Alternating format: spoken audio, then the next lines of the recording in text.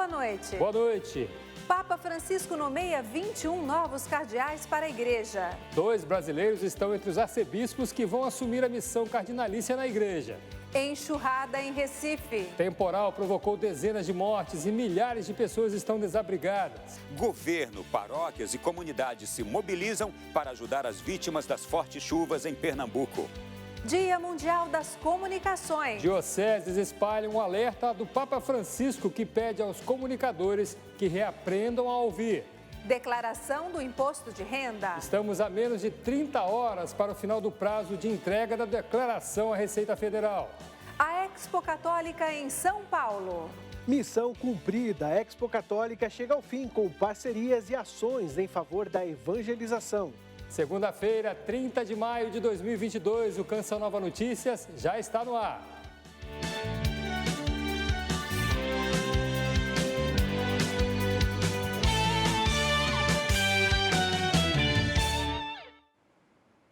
Boa noite mais uma vez para você. Durante a conclusão do Regina Coeli deste domingo, Papa Francisco anunciou a nomeação de 21 novos cardeais para a igreja. Entre eles, 2 brasileiros, Dom Leonardo Steiner e Dom Paulo César Costa. O consistório será no dia 27 de agosto, na Basílica de São Pedro. O Papa Francisco refletiu sobre a ascensão de Jesus e disse que, ao subir ao céu, em vez de ficar perto de poucos com o seu corpo, Jesus faz-se próximo de todos com o seu Espírito. E completou: o Espírito Santo torna Jesus presente em nós, para além das barreiras do tempo e do espaço, para nos tornar suas testemunhas no mundo. Testimoni nel mondo. O pontífice recordou do Dia Mundial das Comunicações, que neste ano refletiu sobre a escuta e exortou a igreja a crescer na capacidade de ouvir. Por fim, convidou os fiéis de todo o mundo a se unirem a ele amanhã, na oração do Rosário pela Paz. Com a intercessão da Regina della Pace, il dono che il mondo attende. Quanto aos cardeais recém-nomeados, 16 são eleitores, ou seja, possuem menos de 80 anos. E são bispos atuantes na Cúria Romana, em arquidioceses e dioceses de todo o mundo. Entre eles, os 2 brasileiros, Dom Leonardo Steiner, arcebispo metropolitano de Manaus, e Dom Paulo César Costa, arcebispo metropolitano da Arquidiocese de Brasília.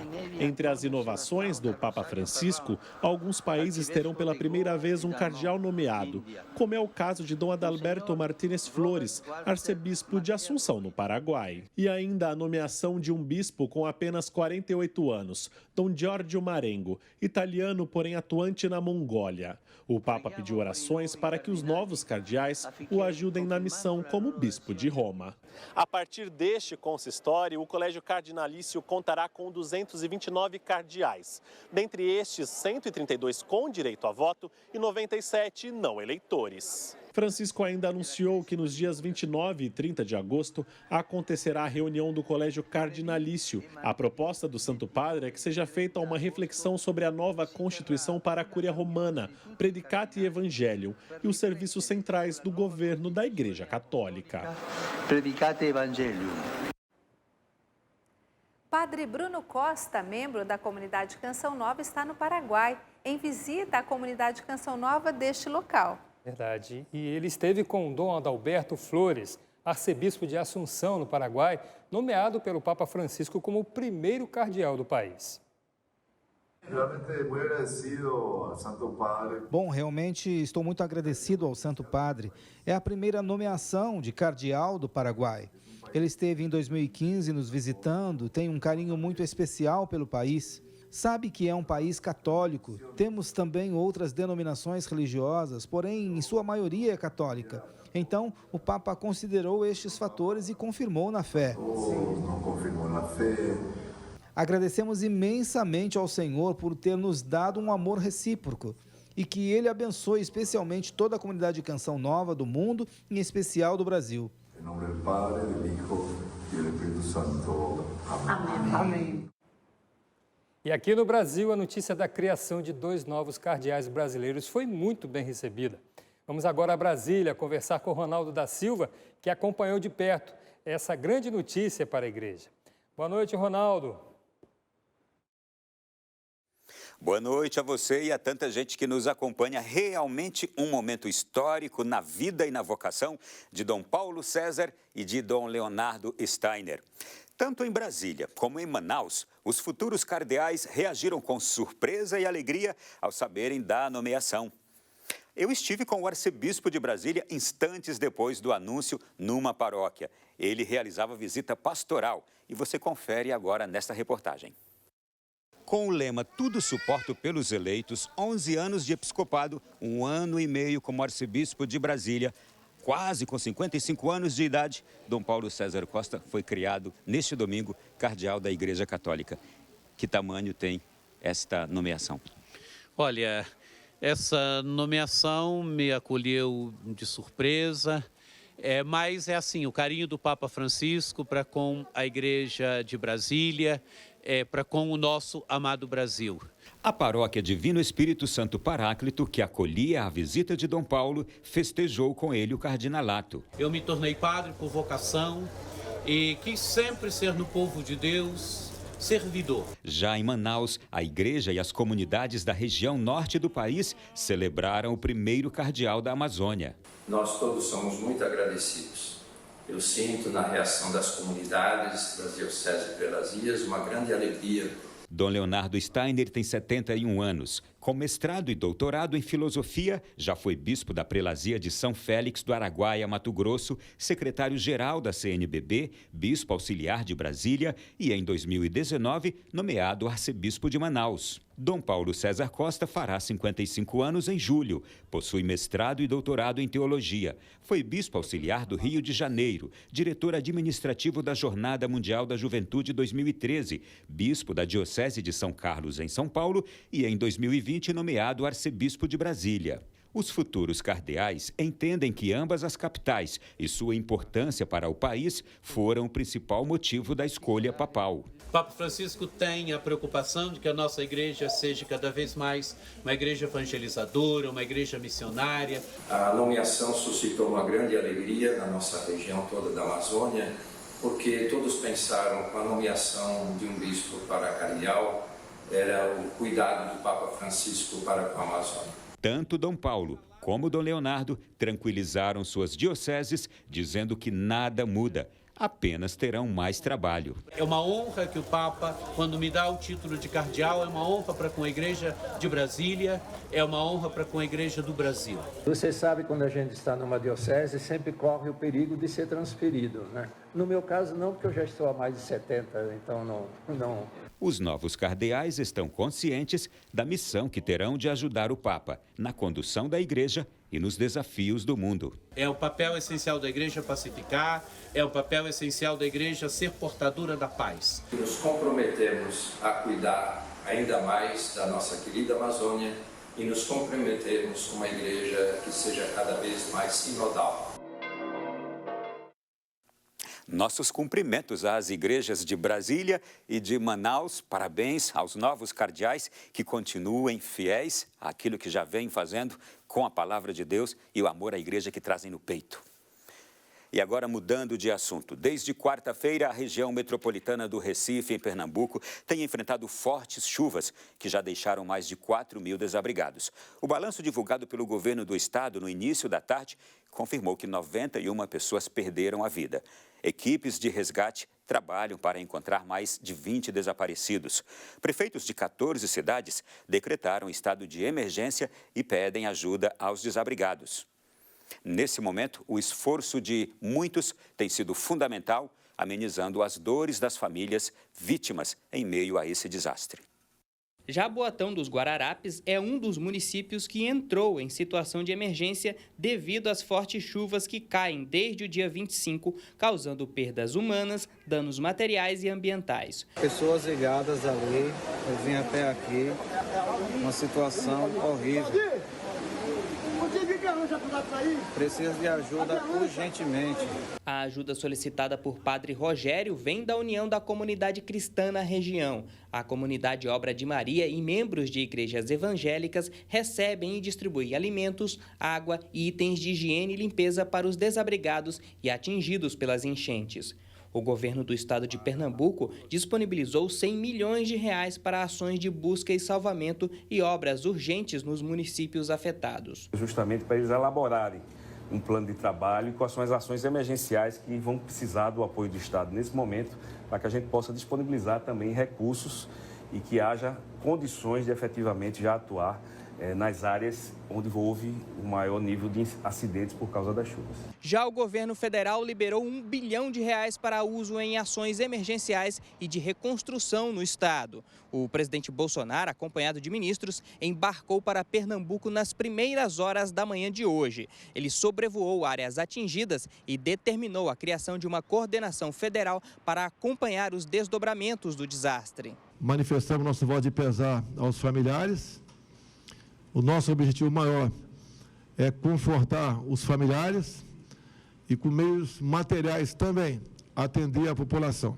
Em coletiva de imprensa, o ministro do Desenvolvimento Regional afirmou que será publicada em edição extra do Diário Oficial da União desta segunda uma portaria que dará reconhecimento federal aos municípios que já decretaram emergência por causa das chuvas. Daniel Ferreira afirmou ainda que há possibilidade de chuva para a região metropolitana do Recife e alertou a população. As medidas de autoproteção têm que ser mantidas, quer dizer, as pessoas têm que receber e respeitar os alertas da Defesa Civil local, tanto municipal quanto estadual, que usam das informações do Senad que vem de Brasília. E também divulgar a informação de que qualquer cidadão pode mandar um SMS para 40199 colocando seu CEP e ele recebe de forma regionalizada orientações sobre a autoproteção naquele local, até sobre a necessidade de eventual evacuação das casas. A concessão de empréstimos sem juros através do benefício de prestação continuada, o BPC, o saque de valores do FGTS e a paralisação das cobranças de empréstimos e financiamentos feitos pela Caixa Econômica Federal também foram anunciados pelo governo. Doações de itens de higiene e alimentos não perecíveis podem ser feitas em todos os postos da Polícia Rodoviária Federal espalhados pelo país. Já a comunidade Obra de Maria recebe doações em dinheiro via Pix. O código é o e-mail francisco@obrademaria.com.br. Vamos nos unir em oração pelos moradores da região e ajudar como pudermos. Que a proteção de Deus alcance todos os pernambucanos e também inspire as nossas autoridades.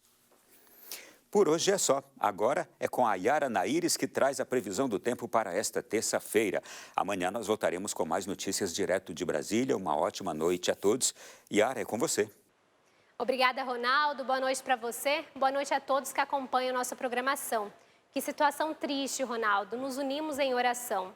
As fortes chuvas têm deixado moradores do Nordeste ao Sul em estado de alerta para esses desastres naturais, como deslizamentos de terra, alagamentos e enchentes. Neste último dia de maio, ainda teremos a presença de fortes chuvas por toda essa área da costa leste do Nordeste. Os acumulados de chuva podem chegar aos 32 milímetros em Sergipe e 36 milímetros ainda em Pernambuco. O sistema Zona de Convergência Intertropical continua atuando na região, é o que causa essas mudanças climáticas. Mesmo com a chuva intensa, as temperaturas devem bater os 34 graus em Teresina, 30 graus em São Luís e em Natal e 29 graus em Salvador. Os nordestinos terão um dia quente e abafado. Sensação de dia abafado também no norte. A nebulosidade e chuva forte predominam sobre Roraima, Amazonas e leste do Amapá. Chove também em toda essa extensão da região e mesmo assim o calor pode chegar aos 31 graus. Em Manaus, 34 graus em Rio Branco, em Porto Velho e também em Palmas, onde o sol deixará o dia bem quente e com tempo firme e seco. A frente fria que atua no sul colaborou com a melhora no tempo no centro-oeste e aqui no sudeste. A chuva vai cair por todas essas áreas em azul no mapa, mais forte e frequente no Mato Grosso do Sul, sudoeste do Mato Grosso, também no sudoeste e sul de São Paulo, sul de Minas Gerais e do Rio de Janeiro. As máximas podem chegar aos 27 graus no Rio de Janeiro e 36 graus em Cuiabá. Os acumulados devem bater os 20 milímetros no interior do Mato Grosso do Sul e aqui no sudeste pode chegar, vamos conferir no mapa, em São Paulo, 16 milímetros na região litorânea. Vamos fechar com o sul. A entrada de uma massa de ar polar vai influenciar os termômetros nos 3 estados. O clima mais frio, com mínimas que atingem os 10 graus em Curitiba, 12 graus em Florianópolis e 6 graus em Porto Alegre. O fim do mês será marcado pelas geadas, principalmente no oeste e sul do Rio Grande do Sul, regiões da Serra Gaúcha e Catarinense, além da possibilidade de precipitação invernal devido ao declínio brusco das temperaturas. Essas foram as informações. Volto com vocês aqui no estúdio, Wallace e Adriana. Termina amanhã o prazo para a declaração do imposto de renda. Na véspera do prazo final, é grande o número de pessoas que ainda não prestaram contas para o Leão. Aos 45 do segundo tempo, a Keila deixou para enviar a declaração do imposto de renda no penúltimo dia do prazo final. Todo ano é o mesmo processo, né? O contador manda mensagem no início, eu falo, vou arrumar, e aí eu fico procrastinando, deixo para depois. Mas esse hábito pode acabar prejudicando o contribuinte. O principal risco é algum problema de rede, algum problema de excesso de tráfego, né? No tráfego de dados, que pode trazer problemas para o contribuinte, né? Além disso, o contribuinte, eventualmente, que necessite verificar alguma receita, alguma despesa com terceiros, ele pode não ter tempo hábil para checar ou corrigir essas informações. Até amanhã desta segunda-feira, mais de 3 milhões de brasileiros ainda não haviam enviado a declaração do imposto de renda da pessoa física. Quem perder esse prazo vai precisar pagar multa. O contribuinte que não entregar a declaração no prazo, ele está sujeito à incidência de multa, né? Essa multa corresponde a 1% do valor do imposto devido, né? Tendo um mínimo de R$ 165 e podendo chegar até 20% do total devido. Nesse escritório de contabilidade, a estratégia foi contatar os clientes com antecedência para evitar tumultos. Então, a gente sempre corre atrás, né, das informações, busca documentos, né, com os clientes através de cartinhas que a gente manda desde o início do prazo. Mas mesmo assim, a última semana foi de movimento intenso. Principalmente do pessoal que lembrou que estava no prazo final e que precisava declarar. Ou então aqueles também que chegam falando assim, eu não sei se eu preciso, vocês me ajudam? Ou por telefone, ou aqui pessoalmente, a gente sempre atende. É obrigado a declarar o imposto de renda quem recebeu rendimentos tributáveis acima de R$ 28.559,70 em 2021. Além de evitar cair na malha fina, a restituição sai mais cedo para quem declarou antes. Você já praticou a solidariedade com o seu imposto de renda? Através de sua declaração, você pode beneficiar as crianças e adolescentes atendidos pelos projetos sociais da Canção Nova, que de forma gratuita oferece aulas de balé, judô, ginástica rítmica, cursos profissionalizantes, oficinas e muito mais. E tudo isso é mantido através de doações como essa do imposto de renda. Acesse social.cançãonova.com e veja o passo a passo. A Igreja Católica celebra hoje Santa Joana d'Arc. Vamos a São Paulo conversar com Rodrigo Luiz e saber de que maneira essa santa do período medieval tem inspirado os católicos hoje. Conta pra gente, Rodrigo. Boa noite, Adriana Pereira, e uma ótima segunda-feira a todos que estão acompanhando o Canção Nova Notícias. Olha, o testemunho da jovem que tinha apenas 19 anos quando foi morta em 1431 continua atual. Nossa equipe conta a história de Joana d'Arc e mostra como voluntários de uma igreja dedicada a ela aqui em São Paulo se inspiram nessa história para fazer o bem. Aos 13 anos de idade, a jovem camponesa Joana d'Arc começou a ter visões. Ouvia São Miguel Arcanjo, Santa Catarina de Alexandria e Santa Margarida de Antioquia pedirem para que ela libertasse seu povo francês da Inglaterra, em uma guerra que já durava 100 anos. E assim fez. Aos 17 anos, conseguiu convencer o rei Carlos VI de que poderia chefiar o exército francês na luta contra a Inglaterra. Ganhou a guerra e morreu como mártir. Uma jovem inteiramente comprometida com a palavra, com o evangelho. Ela nos ensina muitas coisas. Como, por exemplo, nos ensina a sermos corajosos na fé, a não desanimarmos diante das tribulações da vida. E a história dessa menina que ouviu o chamado de Deus e lutou para libertar o seu povo inspira até hoje. Nesta paróquia dedicada a Joana d'Arc, no Tucuruvi, região da Zona Norte de São Paulo, um grupo luta para combater a fome. Faça frio, calor, chuva ou sol, o grupo leva alimentos toda quinta-feira à noite às pessoas em situação de rua na Praça da Sé, região central de São Paulo. São 500 refeições, 300 cobertores, 500 águas, às vezes a gente tem algumas doações de sobremesa. A gente vem trabalhando aí num projeto dessas marmitas que eu quero que a gente consiga chegar no segundo passo. E espero que em pouco tempo a gente vai conseguir, que é montar um trailer do banho. Não tem tempo ruim que impeça de eles irem às ruas e levar comida. É um pouco de Santa Joana d'Arc, a preocupação com o povo. Joana d'Arc vai nos ensinar ainda a continuar cada vez mais com esse destemor e ajudar as pessoas. Realmente uma história inspiradora e olha, a gente muda de assunto. A Semana do Meio Ambiente, que começou hoje e vai até 5 de junho, está repleta de atividades na capital paulista. Nos parques da cidade está tendo uma programação bem diversificada para promover a educação ambiental. Em 2022, completa 50 anos em que a data foi definida pela Organização das Nações Unidas.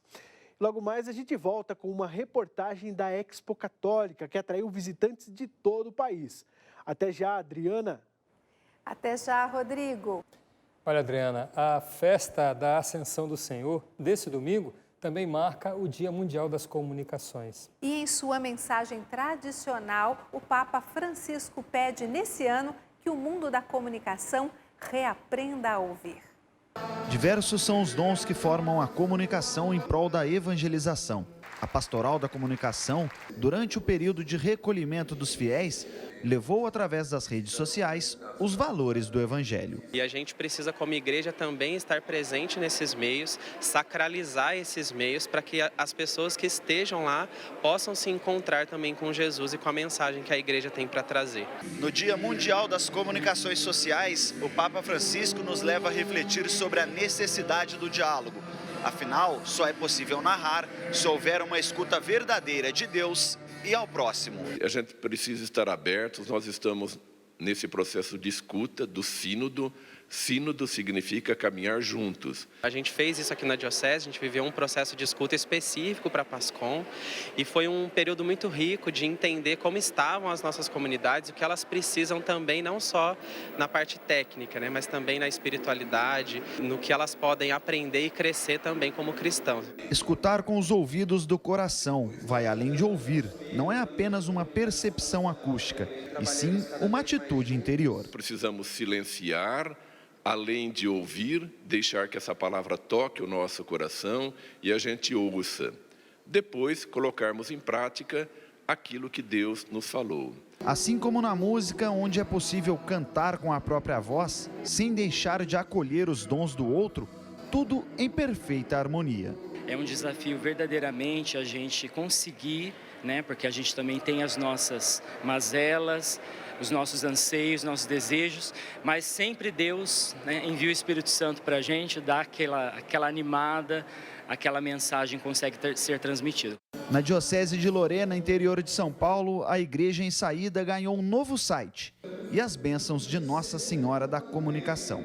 Apesar do longo caminho a trilhar, sabem que para escutar é preciso coragem, um coração livre e aberto.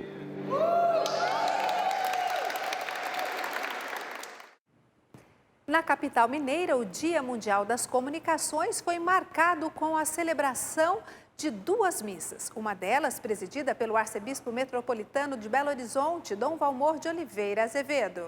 O local escolhido para a celebração eucarística em intenção dos comunicadores de todo o país foi o Santuário Basílica de Nossa Senhora da Piedade, padroeira de Minas Gerais. Durante a homilia, Dom Valmor destacou a importância dos que se dedicam à comunicação. A comunicação é um serviço à verdade, ao bem e ao amor. Dom Valmor lembrou a mensagem do Papa Francisco para o 56º Dia Mundial das Comunicações. Escutar com o ouvido do coração. Somos chamados a escutar escutar o Deus, escutar o outro, escutar o clamor dos pobres, escutar cada pessoa, no exercício importante e bonito de, às vezes, nos disciplinar e deixar primeiro que o outro fale. São mais de 3 séculos de fundação e muitas histórias por trás das paredes que cercam a igreja dedicada a Nossa Senhora da Conceição, na cidade de Paraty. Pois é, Adriana, e o prédio passou por uma restauração e nesse fim de semana as portas da igreja foram reabertas, né, para a celebração da Santa Missa. Ao novo visual da pequena igreja feita de pedras, ferragens e cal bem ao lado do mar, encheu de alegria o coração de quem mora no bairro. É o caso da dona Juraci, que cuida há mais de 10 anos da igreja. Para mim é muito gratificante, porque ela estava muito abandonada, mudou muito, o visual ficou maravilhoso. A igreja de Nossa Senhora da Conceição é a mais antiga da cidade de Paraty, no Rio de Janeiro. Construída em 1720, ela está localizada no 2º distrito do município, na praia do Paraty-Mirim. Com uma estrutura simples e centenária, ela se destaca em meio à natureza. A iniciativa de manutenção foi de um empresário e da Associação de Moradores de Bairro, que viram a necessidade de recuperar a Casa de Deus. Por ser uma igreja tombada pelo IPHAN, a dificuldade a gente foi vendo decorrer. E graças a Deus, após um ano, a gente conseguiu. A gente fez um convite, né, através de um grupo que a gente tem da comunidade. Eu que participei de várias vezes de ser coroinha da Nossa Senhora da Conceição. Isso para mim então é gratificante, ainda mais assim, estar de frente e ajudando a comunidade e recuperando, né, deixando de pé o nosso patrimônio.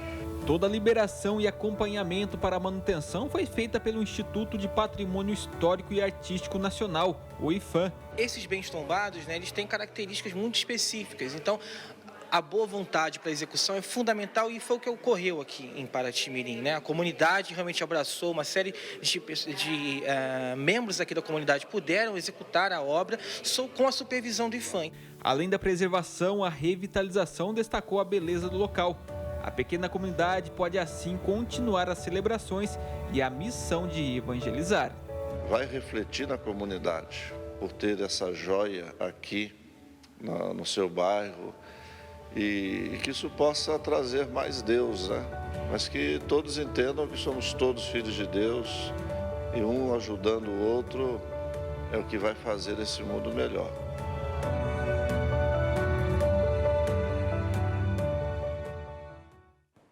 E o fim de semana foi movimentado no Canção Nova, em Aracaju. É que a Casa de Missão da Comunidade, na capital sergipana, realizou um acampamento de oração. Hoje o céu. O encontro de oração realizado na sede da Canção Nova em Aracaju antecipou a experiência de Pentecostes.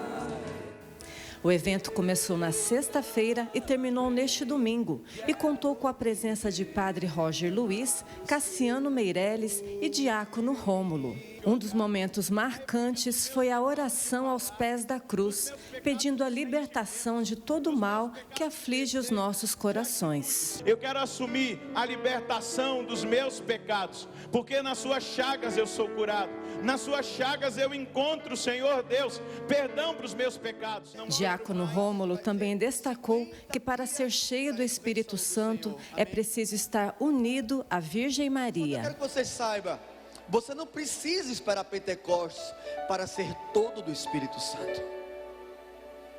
Existe uma mulher de nome Maria, que ela recebeu todo o dom de Deus.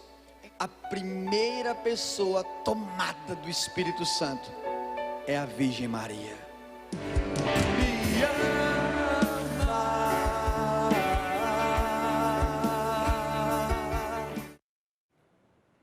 Belíssima festa, né? A realização de eventos como esse na Casa de Missão em Aracaju só confirma a importância que cada sócio e benfeitor tem no processo de evangelização da comunidade Canção Nova. Nós só atravessamos as fronteiras para implantar novas casas de missão em cidades do Brasil e do mundo porque existem pessoas que acreditam e investem nessa obra. É claro que temos uma meta financeira a cumprir todos os meses. Nessa reta final do mês de maio, estamos com 85% da nossa meta e contamos com a ajuda de vocês para chegarmos aos 100%. Acesse clube.cançãonova.com e escolha a melhor forma. Se preferir usar o Pix, a nossa chave é a seguinte: pix.doação@cançãonova.com. Desde já, o nosso muito obrigado a você. Da capital sergipana, nós vamos agora para a capital paulista, chamar novamente o Rodrigo Luiz, porque está todo mundo querendo saber da Expo Católica deste ano. Rodrigo, é com você. O Wallace Andrade, hoje foi o último dia da Expo Católica aqui em São Paulo. Durante 4 dias, visitantes de todo o Brasil puderam participar de palestras, shows e ainda conhecer novidades como produtos e serviços. Tudo voltado para a evangelização. A paixão pela madeira começou ainda na infância. Nas mãos do marceneiro de Minas Gerais, madeiras nobres como o cedro e o angelim viram arte. Eu faço com amor. Então, tudo que eu faço com muito carinho, porque para Deus tem que ser o melhor da gente. Ele é um entre os cerca de 200 expositores que participaram da Expo Católica, feira de artigos religiosos considerada a maior do segmento na América Latina. Tradicionalmente, o último dia do evento recebe sacerdotes, e hoje foram eles que tomaram conta dos corredores. Levar daqui produtos e também levar para a paróquia a devoção, a fé e fomentar na vida do povo de Deus que é importante cultuar ao Deus vivo e verdadeiro e principalmente manter sempre viva a fé católica. Em 4 dias, mais de 25 mil pessoas passaram pela Expo Católica e a feira, que retomou após 2 anos de pandemia, encerra com a missão cumprida. Negócios e parcerias em favor da evangelização. Como a Canção Nova, toda a Igreja Católica que participa da Expo Católica se juntou, se uniu a nós para que esse evento pudesse ser entregue e ter o sucesso que teve. 42 distribuidores internacionais também vieram à feira de olho nos itens brasileiros que evangelizam. Foram dias de shows, palestras e uma oportunidade em que a igreja mostrou parte das ferramentas que dispõe para promover a fé. A finalidade principal da igreja é anunciar o evangelho, né?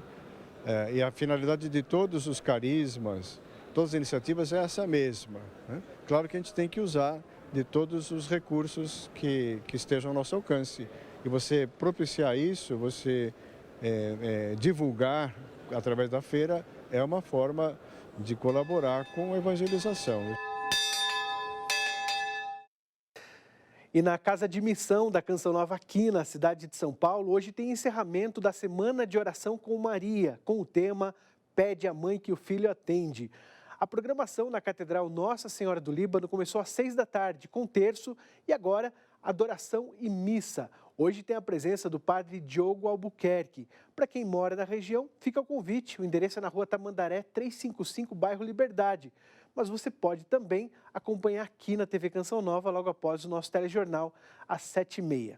Mais informações no site saopaulo.cançãonova.com. Boa noite a todos e até amanhã, se Deus quiser. Excelente semana, Andrade. Valeu, Rodrigo. Até amanhã, se Deus quiser. E a gente falou no início do jornal, mas a gente não custa nada lembrar de novo a você que amanhã, 31 de maio, à 1 da tarde, nós vamos ter a participação do Papa Francisco aí, que ele vai rezar o terço diante da imagem de Nossa Senhora Rainha da Paz, concluindo o mês mariano. A intenção do Santo Padre é oferecer um sinal de esperança ao mundo em meio a tantas guerras. Bom, todos os fiéis de todas as partes do mundo estão convidados a participar deste momento. Lembrando que o horário do Brasil é 1h da tarde desta terça-feira. Você é nosso convidado, pois a TV Canção Nova vai transmitir ao vivo este terço com o Santo Padre, o Papa. Uma boa noite para você, fique com Deus. Uma ótima noite para você, até amanhã, se Deus quiser.